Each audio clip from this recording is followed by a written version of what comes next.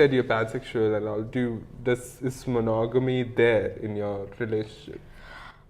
It's been there since the time that we've been together. See, for me, just because I'm pansexual doesn't automatically translate to either polyamorous or, being able to be in casual relationships outside, casual encounters outside the relationship.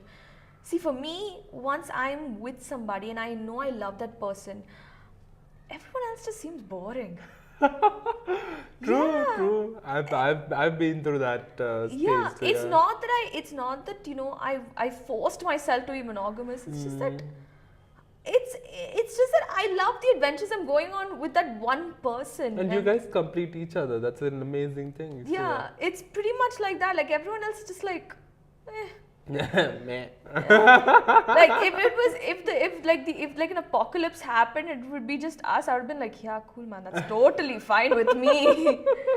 Yeah, monogamy is, see, the thing is that polyamory is not wrong. Being in a relationship where physical intimacy with other people is okay, but emotional intimacy is not allowed.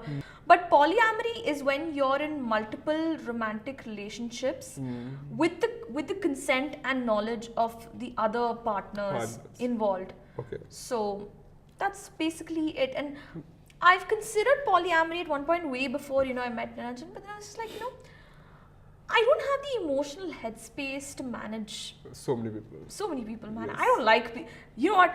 I'm pansexual and I hate people.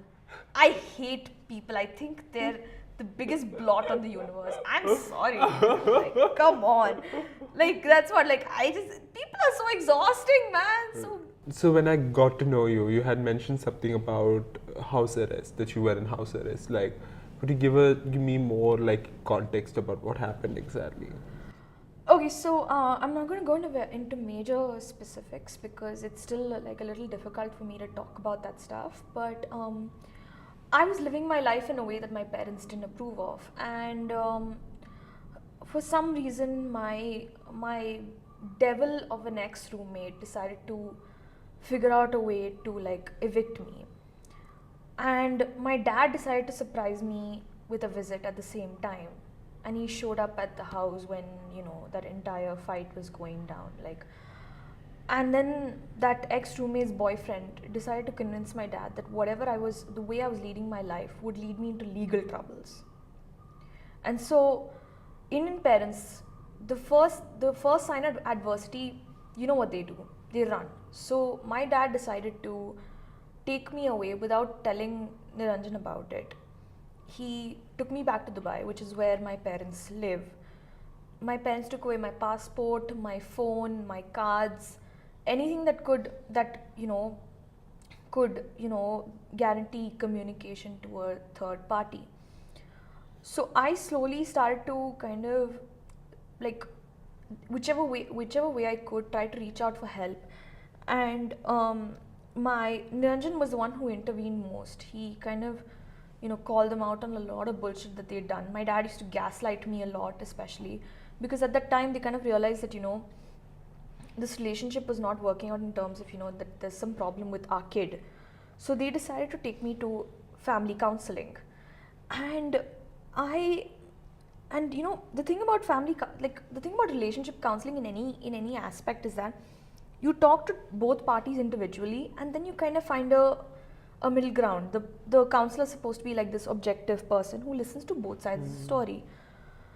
When they would go for sessions, I wouldn't corner them and ask them, so what did you tell the counselor about me? But then when I would go to my sessions alone, they would come back and tell me, so what did you tell the counselor about us? It's like deep down, they knew that they were fucking up.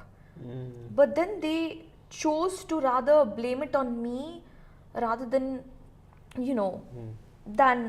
take the onus on themselves. And then they kind of when I kept telling them, listen, I cannot be in this house, I cannot be around you, they just refused to listen.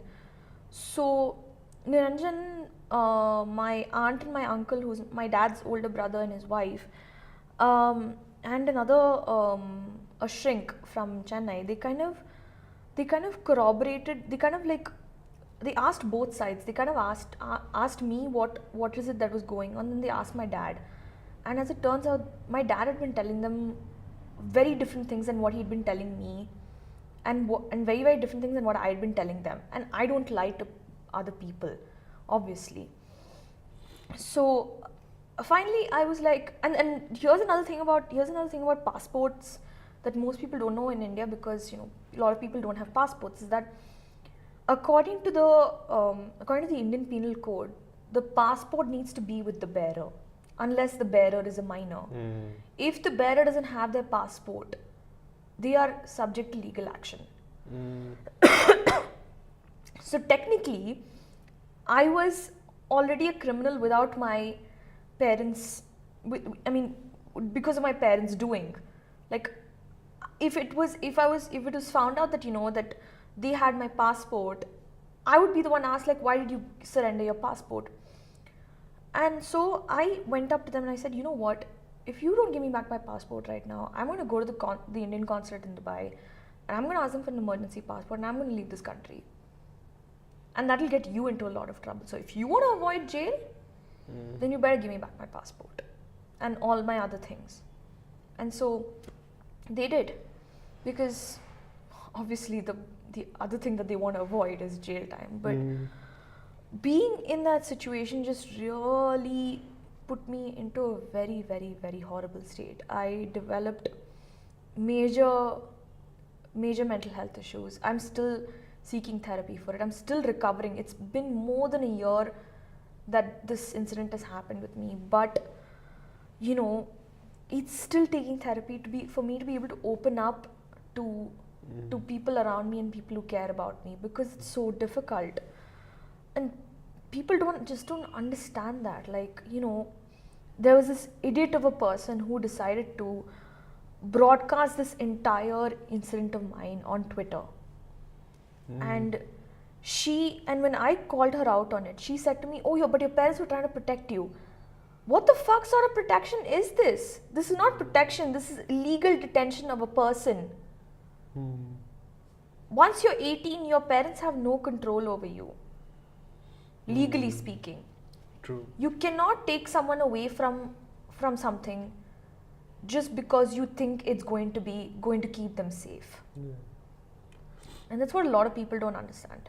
So, yeah. So, I feel like it happens to, the worst part is it happens to a lot of girls around India, that their parents put them under house arrest. And we never hear about it because they are always silenced. They're never killed, but it's as good as getting killed. Yeah. So I heard this is really, I would say, shocking of what they did. Now, what do you think if you came out as queer not in a place like India, but in Dubai, for instance? What do you think would have been the repercussions? Would they be like all up in arms, and would your family would have supported you? Like, what do you think would have? Family support, please. I mean, I know now that you told me about, they don't approve of your lifestyle, they would definitely not support you even if you came out to them then and there. Yeah. But the thing about the UAE is that homosexuality or being queer is illegal. So, but I know for a fact there are a lot of underground gay bars, a lot of people who live their lives in secret. And that's not okay. I mean, being in Dubai is just a very regressive way of living, and people don't realize it. It seems very beautiful from the outside, but in the inside it's all rotten. I would say I was my parents were living in Kuwait for 10 years, and for me, they were scared to even let me out, me being a guy going out. My dad was saying that you have to carry your civil ID, you have to carry your passport, you have to carry this, to go out. Yeah. So I was like, then after that they gave me a choice, like, do you want to work here? And I'm like, no, I'm not going to work here. I deserve my freedom. And that's something which in my own country that I deserve that, and I get that freedom. Yeah. Or walking anywhere, you don't need to carry your passport anywhere. Yeah.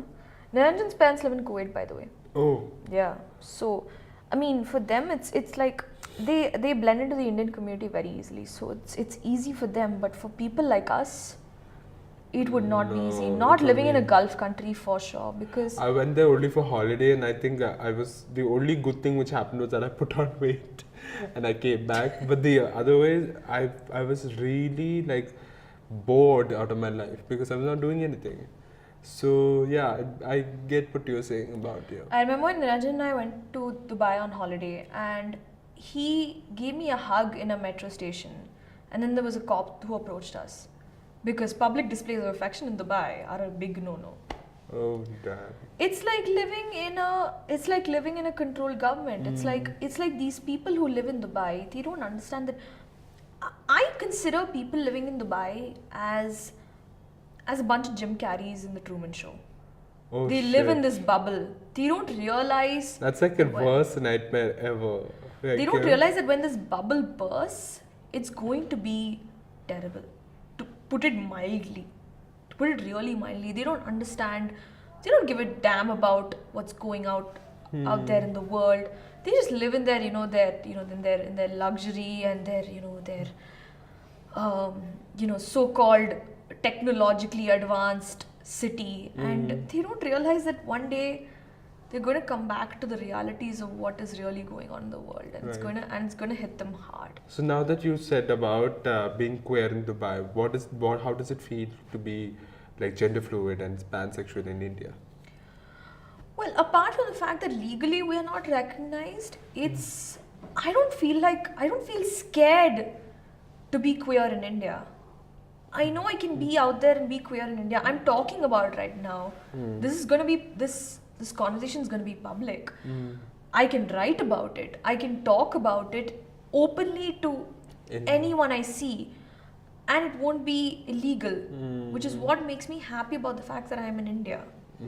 So it's a whole lot better in India than it could be in any other place. Right.